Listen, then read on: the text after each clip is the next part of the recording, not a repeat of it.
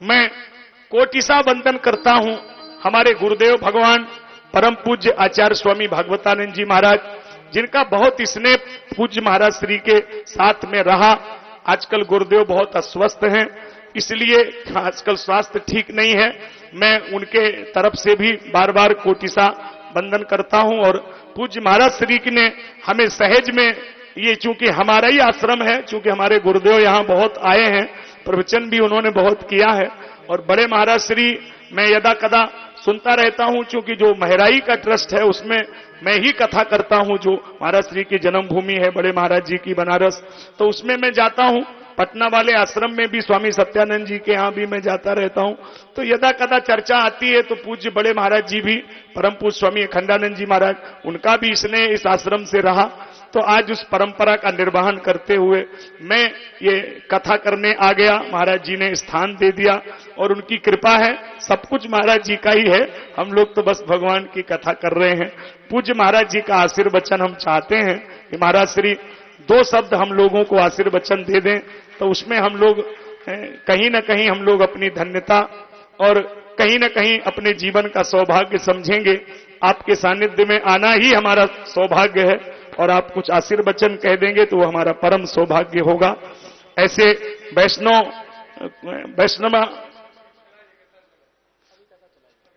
महाराज जी और भी लोग संदेश सुनना चाहते थे, देश भर में लोग टीवी पे देख रहे, सब चाहते थे कि आपका आशीर्वचन मिल जाए, तो वो फिर टीवी पे आपको नहीं सुन पाएंगे, इसलिए मैंने प्रार्थना की है कि आप कुछ कह दें।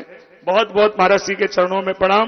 बोलिए परम पूज्य महाराज जी की जय। सभी लोग वहीं से हाथ जोड़ के प्रणाम कर ले, सबका प्रणाम महाराज जी स्वीकार कर ले रहे हैं।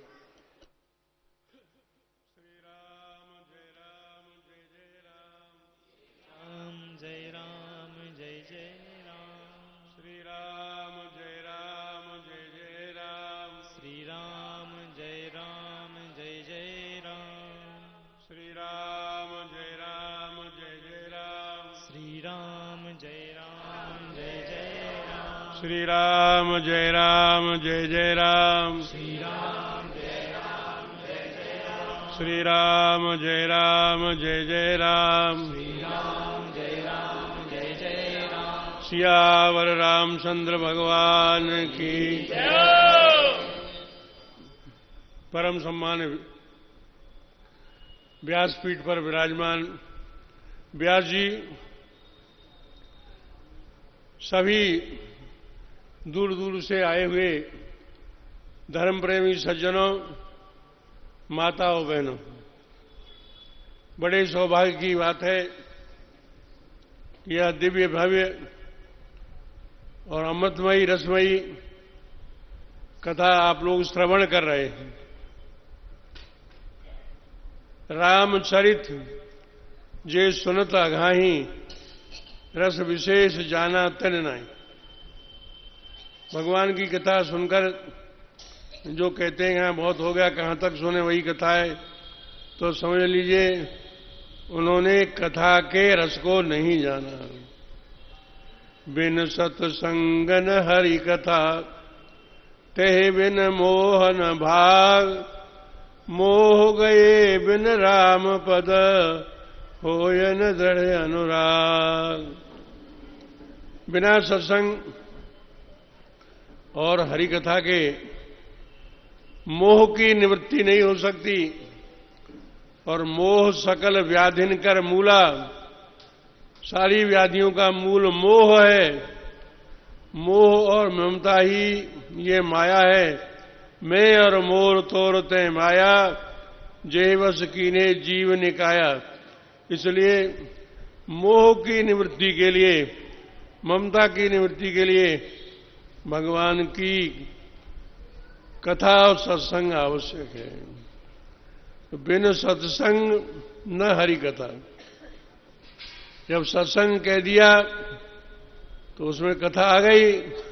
कथा अलग से कहने की क्या जरूरत है, परंतु विचारणीय ये है कि सत्संग अलग है। जगह जगह आपने सुना होगा, प्रयाग में जाइए सत्संग हो रहा है, सत्संग हो रहा है, सत्संग हो रहा है। तो ये सत्संग अलग है और हरि कथा अलग है। सत्संग के द्वारा ममता मोह उनकी निवृत्ति होती है और कथा के द्वारा भगवान के श्री चरणों में प्रेम होता है। मिले न रघुपति बिन अनुरागा, किए कोट जब जोग विरागा। भगवान तो राम है केवल केवल प्रेम प्यारा, जान ले हो जो जानन यार। भगवान को तुम्हारा तन नहीं चाहिए, भगवान को तुम्हारा धन नहीं चाहिए, भगवान को तुम्हारा मन नहीं चाहिए, भगवान को तो केवल केवल तुम्हारा प्रेम चाहिए। प्रेम क्या है? प्रेम है निस्वार्थ भाव से की गई आत्मीयता और विश्वास, यही है प्रेम। तो भगवान श्री राम को केवल प्रेम ही प्रिय है, इसलिए भगवान की प्राप्ति कभी भी होगी जीव को तो केवल प्रेम से ही होगी। प्रेम माने आत्मसमर्पण, प्रेम माने निष्ठा, प्रेम माने सर्वस्व समर्पण, प्रेम माने हृदय अर्पण। इस प्रकार से प्रेम से ही भगवत पादार बिंदों में प्रीति होगी और प्रेम से ही जीव का कल्याण होगा। इसलिए आवश्यक है कि हम भगवत पादार बिंदों में प्रेम करें। प्रेम कैसे होगा? जाने बिन होय प्रतीति, बिन प्रतीति होय नहीं प्रीति, प्रीति बिना नहीं भगति दृढ़ाई, जिम खगपति जल के चिकनाई। प्रेम के बिना भक्ति की दृढ़ता प्राप्त नहीं हो सकती, इसलिए राम है केवल प्रेम प्रिया। प्रेम का अर्थ होता है जहां स्वार्थ नहीं है, जहां इच्छा नहीं है, जहां कामना नहीं है। इस प्रकार से सब बातों से जो अलग है, केवल भगवान के श्री चरणों में निष्ठा रखना ही यही प्रेम है। इसलिए भगवान को प्राप्त करने के लिए, भगवान की कृपा प्राप्त करने के लिए प्रेम आवश्यक है। इसलिए जाने बिन न होए प्रति। भगवान के प्रति प्रेम कैसे होगा? उनकी कृपालुता, दयालुता, शरणागत वत्सल, पतित पावन बिरध को जब तक नहीं जानेंगे तब तक कैसे प्रेम होगा? जो दिव्य कथा के आयोजन होते हैं, उन आयोजनों का तात्पर्य केवल यही है कि भगवान के प्रति हम विश्वासवान हों, भगवान के श्री चरणों में हमारा प्रेम हो, भगवान के प्रति हमारी निष्ठा हो, भगवान के प्रति हमारी भावना हो। यह की कथा के आयोजन, सत्संग के आयोजन भगवान के श्री चरणों में प्रेमोत्पादन के लिए है, निष्ठा उत्पादन के लिए है और पूर्ण समर्पण के लिए। प्रेम होता है पूर्ण समर्पण। जीवन का मैंने सौंप दिया, सौभार तुम्हारे हाथों में, उत्थान पतन अब मेरा है, सरकार तुम्हारे हाथ। हमने सारा जीवन भगवान के श्री चरणों में अर्पण कर दिया है। बस तू जाने, तेरा काम जाने। हमने तो समर्पण कर दिया। समर्पण करने के का अर्थ होता ही है फिर कोई इच्छा न रहना। नान्या स्पृहा हृदय स्मदीये, सत्यम बदामी च भगवान अखिलांतरात्मा, भक्तिम प्रयच्छ रघुपुंगव निर्भराम में, कामादि दोष रहितम गुरु मानसम। प्रेम के लिए कामादि दोष रहित होना आवश्यक है और प्रेम के लिए निष्ठा होना आवश्यक है। जब तक पूर्ण निष्ठा माने स्थिति, भगवान के चरणों में हमारी स्थिति हो, भगवान के चरणों में हमारा विश्वास हो, भगवान के श्री चरणों में हमारा प्रेम हो, तभी प्रेम का समझा जाएगा। इसलिए भगवत पादार बिंदों में हमारा प्रेम उत्पन्न हो, जिससे हमारा मानव जीवन सफल हो, भगवान की कृपा प्राप्त हो जाए, भगवान की प्राप्ति हो जाए। इसके लिए कथा सुनना बहुत ही जरूरी है। अब इसमें विचार नहीं है बिन सत्संग न हरि कथा। तो इस सत्संग के साथ सत्संग में सब आ गया। हरि कथाओं ने कहने क्या है। आपने प्रयागराज में तीर्थों में जगह जगह देखा होगा सत्संग के बैनर लगे रहते हैं। यहाँ ये सत्संग हो रहा है, यहाँ सत्संग हो रहा है, सत्संग हो रहा है, सत्संग के बैनर लगे रहते हैं। तो ये सत्संग अलग चीज है। सत्संग के द्वारा हमें यह मिलना चाहिए, सत्संग के द्वारा यही होना चाहिए। वही सत्संग सफल है, वही सदग्रंथ सफल है, वही शास्त्र सफल है, वही महात्मा सफल है।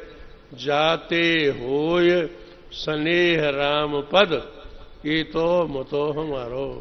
जिनके माध्यम से, जिनकी कृपा से, जिनके आशीर्वाद से भगवान श्री सीताराम जी के चरणों में प्रेम हो, वही हमारी माता है, वही हमारा पिता है, वही हमारा गुरु है, वही हमारा हितैषी है।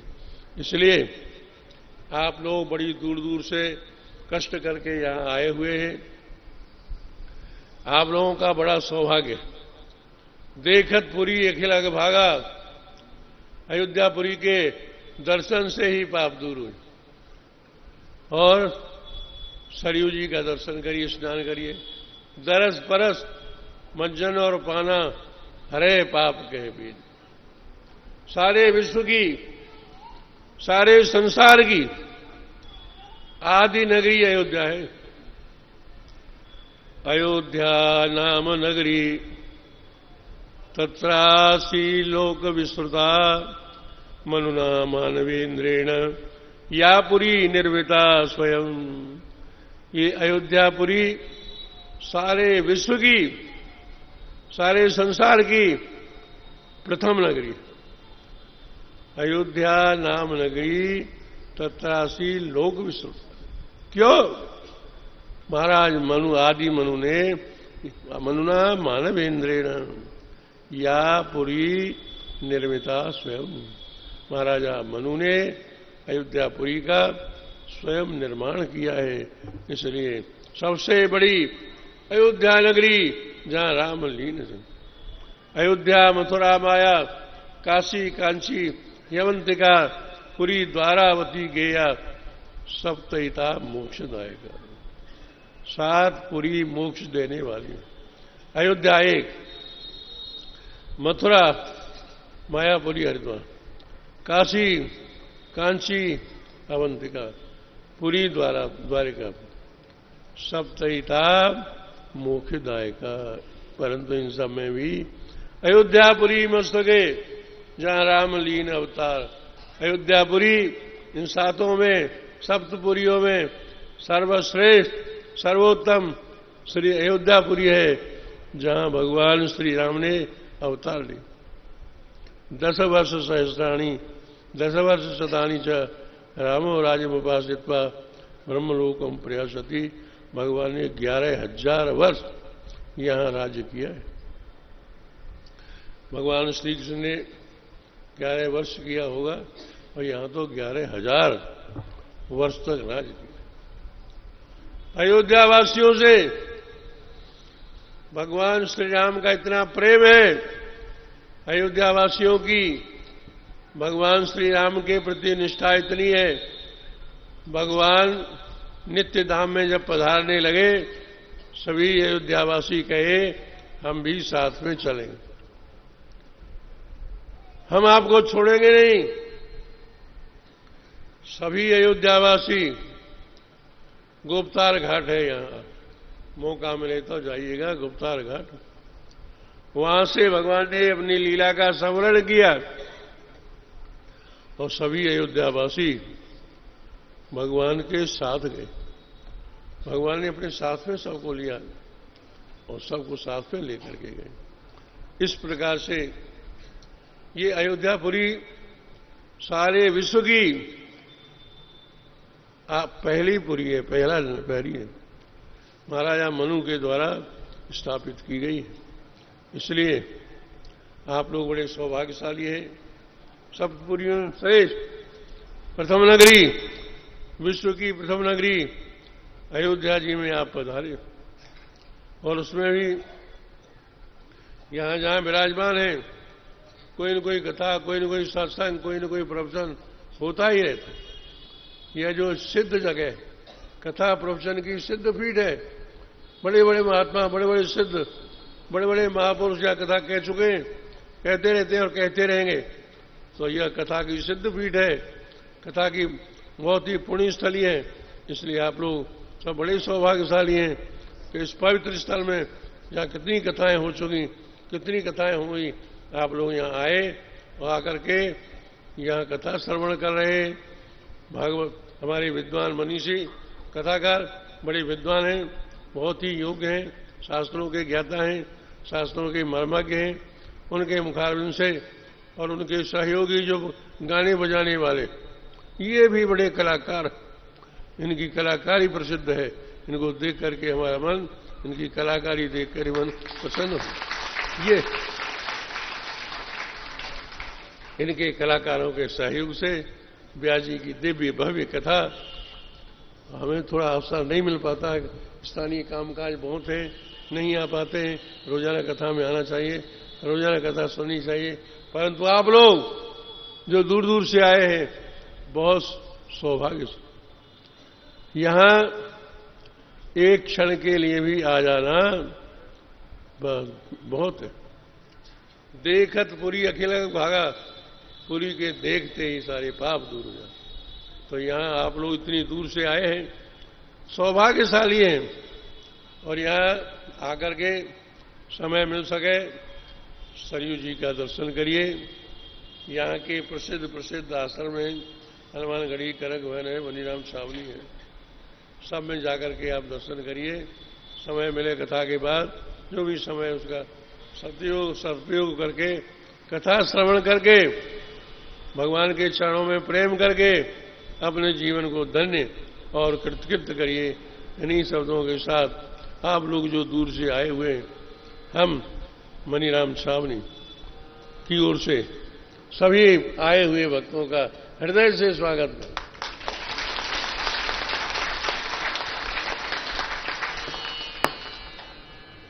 एक दिन सब लोग छावनी में भोजन भी करिए।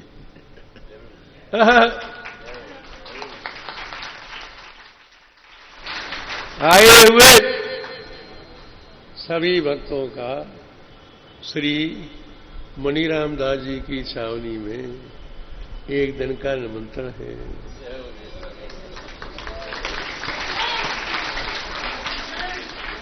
व्यास जी जिस दिन कहेंगे उस दिन सबको, व्यास जी सहित संगीतकार कलाकारों के सहित सभी भक्त मंडली का श्री मनीराम दास जी की छावनी में सादर निमंत्रण है भोजन के लिए। पधारिए। श्री सीताराम जी महाराज।